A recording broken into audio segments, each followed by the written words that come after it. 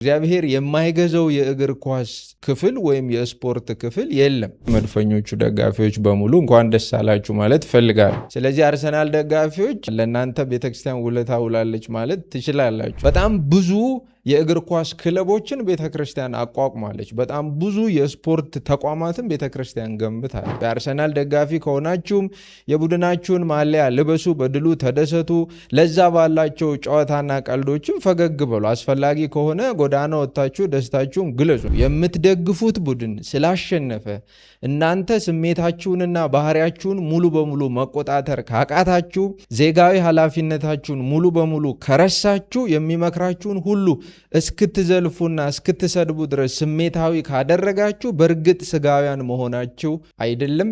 ብዙ ወጣቶች የቤተ ክርስቲያን የጸሎት ፕሮግራማቸውን ሰርዘው አገልግሎታቸውን አቆመው የመጽሐፍ ቅዱስ ጥናት ጊዜያቸውን ሰውተው ደስታቸውን ለመግለጽ ጎዳና እንደወጡ ሰምተናል።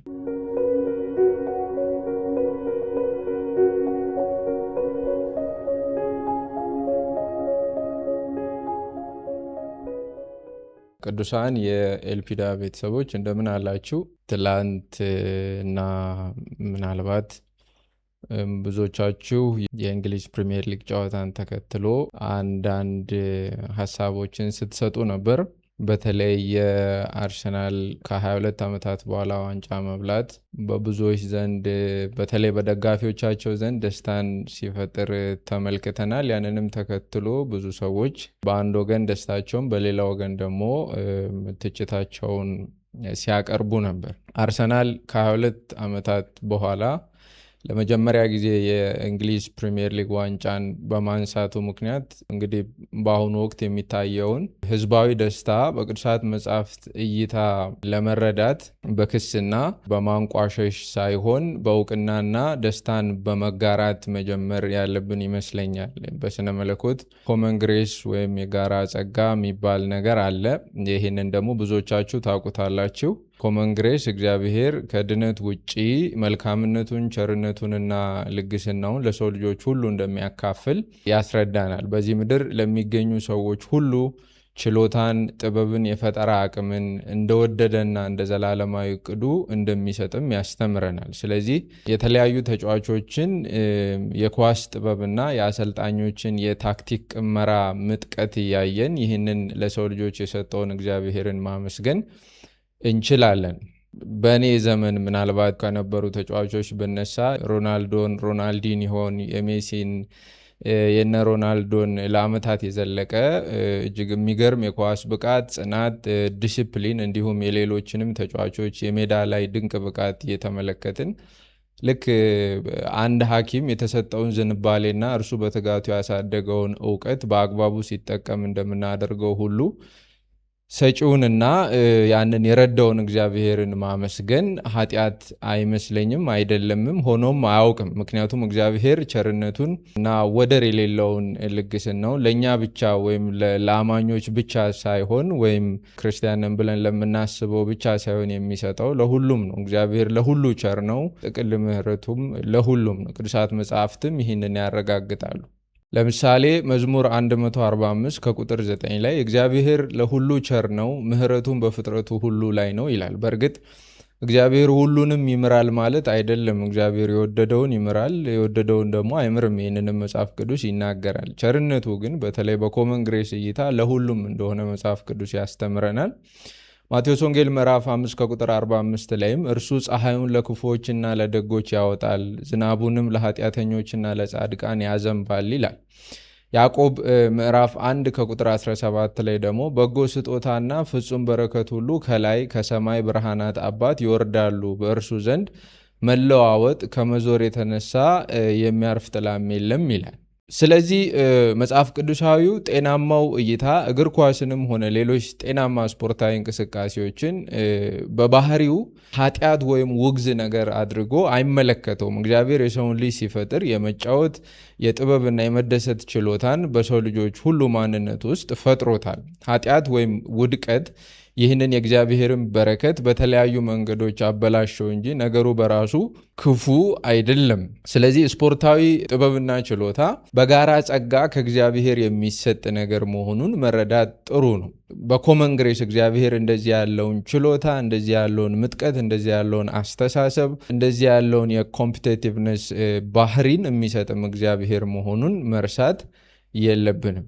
በሌላ በኩል በሀገራችን በተለያዩ አካባቢዎች ጦርነትና እልቂት በሚሆንበት ወቅት ሐሰተኛ ነቢያትና ሐዋርያት የሕዝቡን ኪስና ጓዳ ሲያራቁቱና የሐሰት ትምህርታቸው ቤተ ክርስቲያንን ምስባክ ሲቆጣጠር ግብረ ሰዶማዊነት አጀንዳ ሆኖ ጥቂቶች ድምፃቸውን ሲያሰሙና ያንንም ተከትሎ ብዙ ስደት ሲደርስባቸው እንደ ሕዝብ የሥነ ምግባር ችግር ውስጥ ስንገባ መንግስት በፖሊሲም ሆነ በተግባር ሲሳሳትና ኢፍትሐዊነት ሲበዛ የየቤተ እምነት መሪዎችና አገልጋዮቻቸው በአደባባይ ሲሳሳቱና ሲያሳስቱ የትችት ጫማችሁን ሰቅላችሁ የነበራችሁ አሁን የእግር ኳስ ጣዖትነት ድንገት በርቶላችሁ የጉዳዩ አሳሳቢነት በዚህ ልክ ያሳሰባችሁ ሰዎች ሚዛናችሁን አስተካክሉ። ምክንያቱም ድምፃችን መሰማት ባለበት ሁኔታ ሊሰማ ይገባል።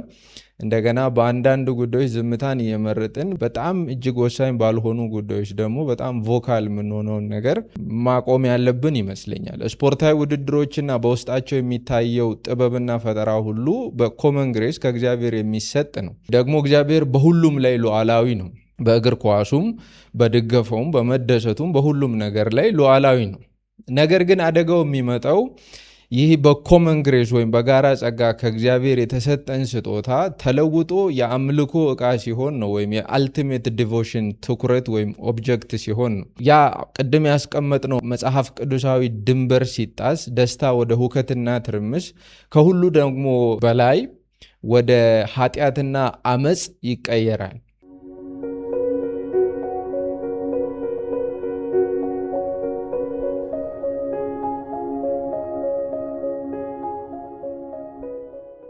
ትላንትና ምሽት በአዲስ አበባ፣ በሐዋሳም፣ በማንኛውም የኢትዮጵያና የዓለም ዋና ዋና ከተሞች ጎዳናዎች ላይ ደስታቸውን የሚገልጹ በርካታ የአርሰናል ደጋፊዎች ተመልክተናል። የዚህ ምክንያት ደግሞ ከ22 ዓመታት ረጅም ጥበቃና ትዕግስት፣ ሐዘንና የማቋረጥ የማህበራዊ ሚዲያ ስላቅና ጥቃት በኋላ የአርሰናል እግር ኳስ ክለብ በይፋ የእንግሊዝ ፕሪሚየር ሊግ ሻምፒዮን መሆኑ ነው። በዚህ አጋጣሚ ይህንን ፕሮግራም እየተከታተላችሁ ለምትገኙ የመድፈኞቹ ደጋፊዎች በሙሉ እንኳን ደስ አላችሁ ማለት እፈልጋለሁ። እንግዲህ ይህንን የደስታ ቀን አስመልክቶ ብዙዎች በጨዋ ደንብ ወይም በጨዋ መንገድ የእንኳን ደስ አለን መልእክት ሲለዋወጡ ተመልክተናል። በርካቶች ከወዳጅ ዘመዶቻቸው ወይም ደግሞ እንደነሱ አርሰናልን ከሚደግፉ ጓደኞቻቸው ጋር ደስታቸውን ሲካፈሉ ተመልክተናል። ይሄም ምንም ችግር የሌለበት ቢሆንም ባይሆንም ይህንን ያክል ስነ መለኮታዊ ውሃ ሊያነሳ የማይችል ጉዳይ ነው።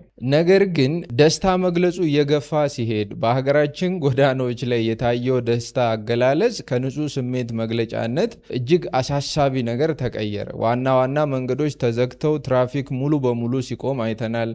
ወጣቶች በከፍተኛ ፍጥነት በሚጓዙ መኪናዎችና ሞተሮች ላይ አደገኛ በሆነ መንገድ ተንጠልጥለው በሞተር ብስክሌት ተሽከርካሪዎች እጅግ አደገኛና አሰቃቂ እንቅስቃሴዎች ሲያደርጉ አልፎ ተርፎም ቁሶችን ሲወረውሩ እና የወዳጅነት እግር ኳስ ፉክክርን ወደ አካላዊ ጥቃት ወደሚያደላ የጩኸት ንትርክ ሲቀይሩት ተመልክተናል።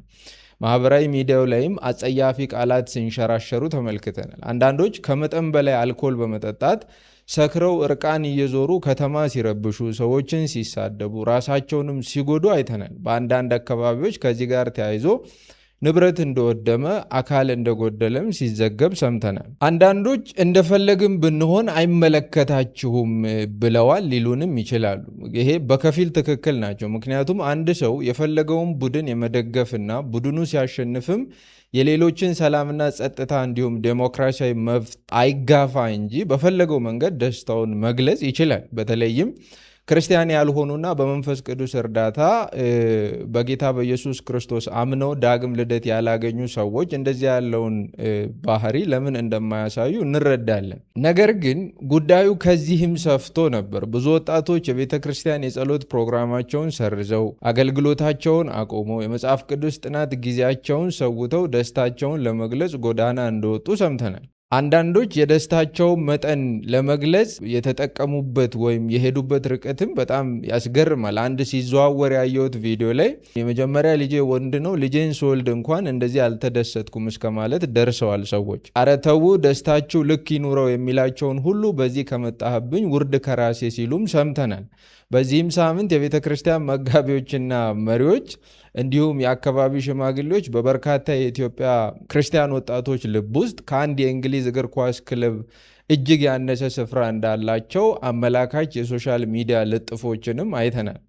ከሁሉ በላይ ግን እንደ ወንጌል አማኝ ውድቀታችን የአስተምህሮ የአመራርና የሕይወት ብቻ ሳይሆን የማህበራዊ ግንኙነትም እንደሆነ ጠቋሚ ምልክቶች በስፋት ሲዘዋወሩ ተመልክተናል። ስለዚህ አሳሳቢውና ትልቅ ትኩረት የሚሻው ጉዳይ ይህኛው እንጂ ሰዎች እግር ኳስ መመልከታቸውና አንድን ቡድን መደገፋቸው አይደለም። አንድን ቡድን መደገፍም ሆነ በአንድ ቡድን ውስጥ መጫወት ኃጢአትም ውግዝም የሚሆንበት መጽሐፍ ቅዱሳዊ ምክንያት የለም። ምክንያቱም እግዚአብሔር የደስታችንና መዝናናታችን ተቃዋሚ አይደለም። እግዚአብሔር ደስ ሲለን የሚከፋው አምላክ አይደለም። እንደውም በሰው ውስጥ ጤናማ መዝናናትንና ደስታን የፈጠረው ራሱ እግዚአብሔር ነው። ነገር ግን መርሳት የሌለብን ቁም ነገር እግዚአብሔር በደስታችንና በመዝናናታችንም ውስጥ ሉዓላዊ ነው። እግዚአብሔር የማይገዛው የሕይወታችን ክፍል እንደሌለ ማወቅ አለብን። እኔም በግሌ እግር ኳስ ከየትኛውም ስፖርት በላይ አዝናናኝ ነበር። አሁን ላይ እግር ኳስን በንቃት የምከታተል የአንድ ቡድን ደጋፊ ባልሆንም እስከ ቅርብ ጊዜ ድረስ እግር ኳስ መጫወትም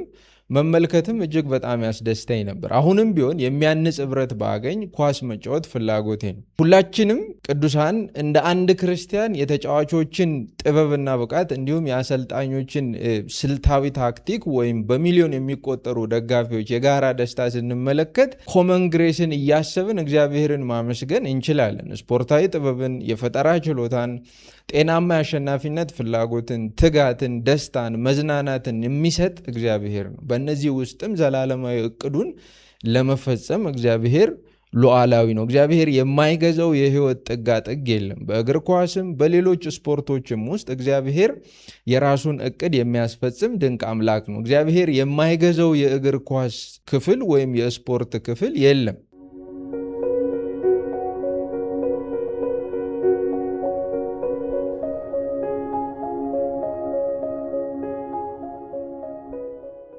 የሰው ልጅ በተፈጥሮው የወደቀ ማንነት ስላለው እግዚአብሔር የሰጠውን መልካም ነገር ሁሉ ማበላሸት ዝንባሌው ነው። የ16ኛው መቶ ክፍለ ዘመን አዳሲ የሆነው ጆን ካልቪን በአንድ ወቅት የሰው ልጅ ልብ የማያቋርጥ የጣዖታት መፍለቂያ ነው ወይም ደግሞ ፋብሪካ ነው ብሎ ነበር። ምናልባት ትክክል ነው። በብዙ ነገር ስንመለከተው የሰው ልጅ በልቡ ብዙ ጣዖታትን መቅረጽ የሚችል አቅም ያለው ፍጡር ነው። ስለዚህ እኛም መልካም ነገሮችን ወደ ክፉ ተራ ነገሮች መለወጥ እንችላለን።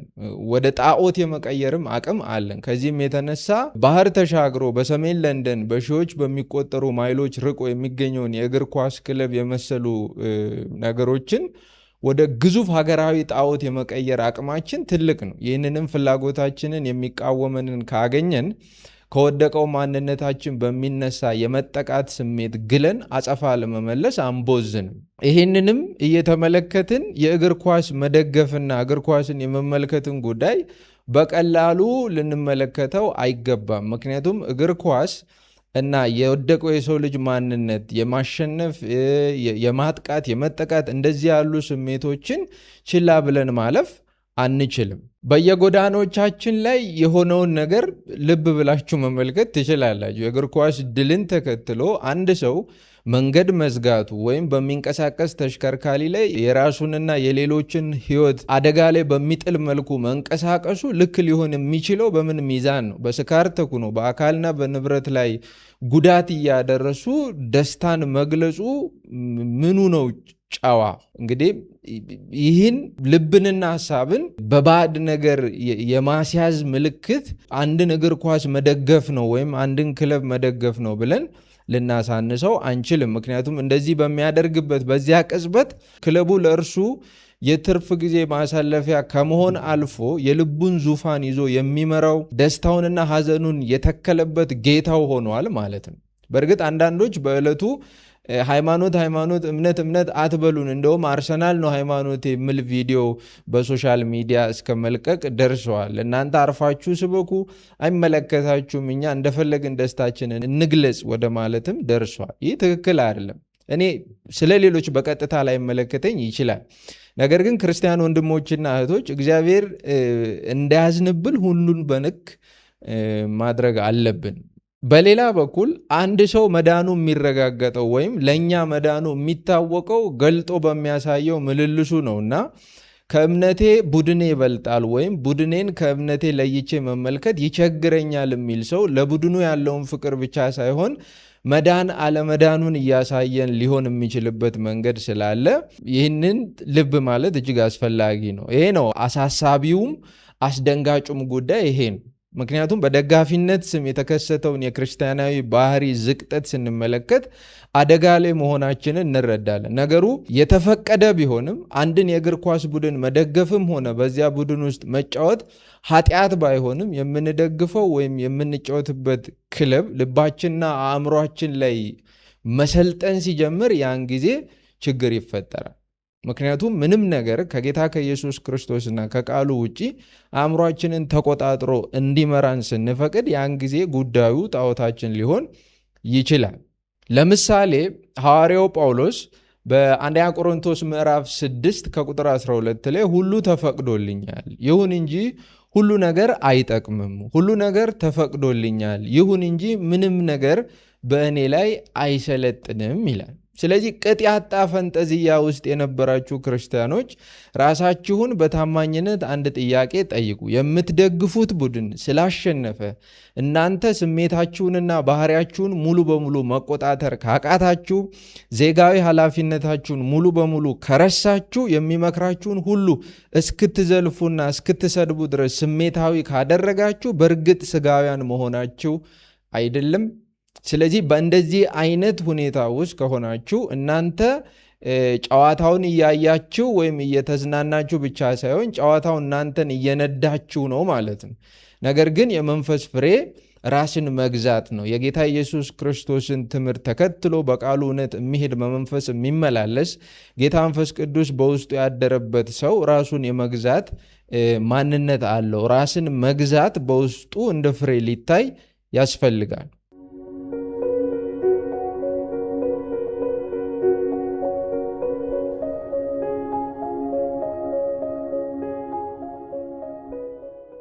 የሰው ልጅ በተፈጥሮው ሲቀጥል ይህንን ድል ተከትሎ የመጣውን ሀገራዊ ክፍፍል እንመልከት። ሲጀመር እኛ የምንኖረው ሰላም፣ አንድነትና ሀገራዊ መግባባት በከፍተኛ ሁኔታ በሚያስፈልጋት ሀገር ውስጥ ነው። ሆኖም የጎዳናዎቻችንን ስንጥቅ ይበልጥ ለማስፋት በውስጥ እያስማጡን ከሚገኙ ጽንፎቻችን በተጨማሪ የውጭ ሀገርን ትራይባሊዝም ወደ ሀገራችን እየሳብን ነው። ይህ ደግሞ ልክ በፖለቲካው መንደር ለጽንፈኛ ፖለቲከኞች የጎሳ ክፍፍል የገቢ ምንጭ እንደሆነው ሁሉ ለብዙዎች የገቢ ምንጭ እየሆነ ስለመጣ ጉዳዩ አንድም ቡድን ከመደገፍና ከመዝናናት አልፎ የመሶብ ጉዳይ፣ የእንጀራ ጉዳይ፣ የብዙዎች ጎሮሮ ጉዳይ እየሆነ መጥቷል። ሰዎች ከእንደዚህ አይነቱ ሀገራዊ ክፍፍል ትርፍ ማግኘት ጀምረዋል።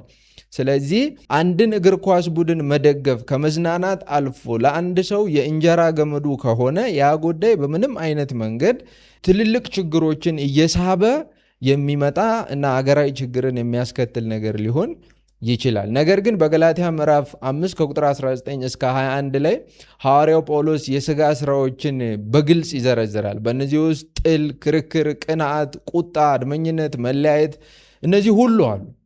አሁን ላይ በእኛ ሀገርም እያየን ያለነው እየተመለከትን ያለነው ይህንን ነው። የአውሮፓ ኳስን መደገፍን ተከትሎ ግን እነዚህ የሥጋ ሥራዎች የገቢ ምንጭ ወደ መሆን አድገዋል። ቅድም እንዳልኩት ከሥጋ ሥራነታቸው በላይ የደስታ መግለጫ የሚል የዳቦ ስማቸው ይጎላል። ወገቤን የሚለው የማህበራዊ ሚዲያ አጠቃቀማችን ደግሞ ለዚህ ማሳያ ነው። የጎዳና ላይ ደስታ ወደ እጅግ አስከፊ ጠብ ሲቀየር፣ የአንድ ቡድን ማሊያ ለብሰን ሌላውን ቁልቁል ስንመለከት፣ ወይም በአንድ ክለብ ስናላግጥና ስንሳደብ፣ ጸያፍ ቃላትን እየተለዋወጥን ስንከራከርና ስንጣላ፣ እሱ ትክክለኛው የሥጋ ሥራ ትርጉም ነው። በእንግሊዝ ሀገር የሚገኝ አንድ የንግድ ተቋም በኢትዮጵያ ውስጥ ጎረቤቶቻችንን እንዴት መያዝ እንዳለብን እንዲነግረን እየፈቀድንለት ነው ማለት ነው። እነሱ ውድድራቸው በዓለም ደረጃ እንደዚህ አይነት ይዘት ይዞ እንዲቀርብ ሲያደርጉ ከዚያ የሚያገኙትን ረብጣ ገንዘብ ስለሚያሰሉ ልዩነቱን የሚያሰፋ የጥናት ዘርፍ ሁሉ አላቸው። ያንን የሚያስተምር ትምህርት ቤትም አላቸው። እኛ ግን በቀን 3 ጊዜ ለመብላት የምንቸገር፣ ህዝባችን በረሃብና ጦርነት የሚሰቃይ፣ የሀገራችንን እግር ኳስ እንኳን በብሔርና በክልል ገድበን እድገቱን የገታን ምስኪን ህዝቦች ነን። ከሁሉ በላይ ግን ክርስቲያናዊ ማንነታችን በጣም እየወረደ፣ ከክርስቲያናዊ ማንነታችን በላይ የባህር ማዶ ቡድን ደጋፊ ማንነታችን እየፈረጠመ ያለ ምስኪን ህዝብ ስጋውያን ነን። በተለይ እንደ ወንጌል አማኞች እንደዚህ ያለውን ባህል ፕሮሞት ማድረግ ትክክል አይመስለኝም። አንዳንዶች ስላቅ በሚመስል መልኩ እስቲ ከዚህ ኑሮ አሁን ካለንበት የችግር ኑሮ ህዝባችን ይህችን ቀን እንኳን ፈታ ይበል፣ ዝም በሉት፣ ተዉት፣ ትችታችሁን አቆዩልን ሲሉም ሰምተናል። ይህም እንግዲህ የምስኪኑን ህዝባችንን የውስጥ ጎደሎ ጠንቅቆ ካለማወቅ የሚመነጭ ባዶ ንግግር ነው። ምክንያቱም የህዝብ የውስጥ ባዶነት በአንድ የእንግሊዝ ክለብ ዋንጫ መብላትም ሆነ ያንን ተከትሎ በሚመጣ የቅጽበት ደስታ በፍጹም አይሞላም። ይህንም ማወቅ አለብን። ምክንያቱም አሁን ዋንጫው ይነሳል፣ የድሉ ስሜትና ደስታው ለጥቂት ጊዜ ይደረጋል፣ የድል ሰልፉም ይወጣል። ነገር ግን ከጥቂት ቀናት በኋላ የፕሪሚየር ሊጉ ነጥብ እንደገና ወደ 0 ይወርድና እንደ አዲስ ይጀመራል። አዲስ ፉክክር ይጀመራል። አዲስ ጭንቀት ይጀመራል። የዝውውር ወሬዎች እንደገና ይጀምራሉ። ጭንቀቱ ይመለሳል። ነገር ግን ቀድሞ የነበረው የእኛ ባዶነት እንዳለ ይቀጥላል። በነፍሳችን ውስጥ ያለውን ህመም ለመሙላት ወደ ስፖርት ውድድሮች ከተመለከትንና ካስመለከትን ሁልጊዜ ትርፋችን ባዶነት ነው የሚሆነው።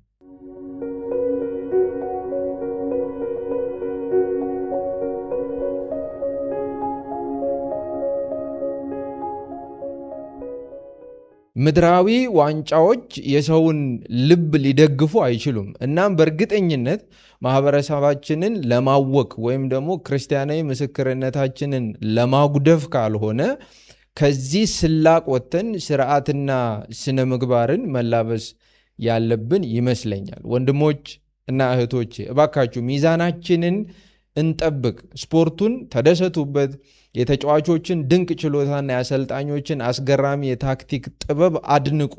እግዚአብሔርንም በዛ ውስጥ አመስግኑ። የአንድን ውብ የውድድር ዘመን ኮመን ግሬስም አድንቁ። የአርሰናል ደጋፊ ከሆናችሁም የቡድናችሁን ማሊያ ልበሱ፣ በድሉ ተደሰቱ።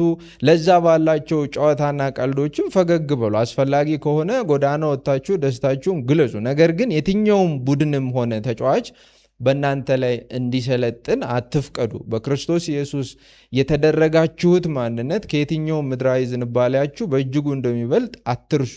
ለሁሉ ገደብ አበጁለት።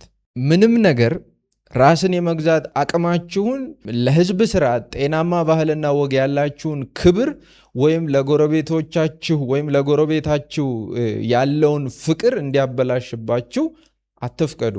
ጎዳናዎቻችን ህዝባዊ ብስለታችንን እንጂ ጥቅል ጨቅላነታችንን እንዲያንጸባርቁ እድል አንፍጠር። በተለይ ቅዱሳን ከየትኛውም ጊዜ በላይ አሁን ልባችንን ድሉ ዘላለማዊ በሆነውና ንጉሳችን በሆነው መቼም ቢሆን ባዶ አድርጎ በማይተወን ብቸኛ ዘላለማዊ መንግስት ባለው በእርሱ ውስጥ እናጽና። እርሱም ጌታችንና መድኃኒታችን ኢየሱስ ክርስቶስ ነው። የማንደራደርበት ሐሳባችንን፣ ስሜታችንን፣ ምልልሳችንን ሁሉ የምናስገዛለት ጌታችን ኢየሱስ እርሱ ብቻ ነው።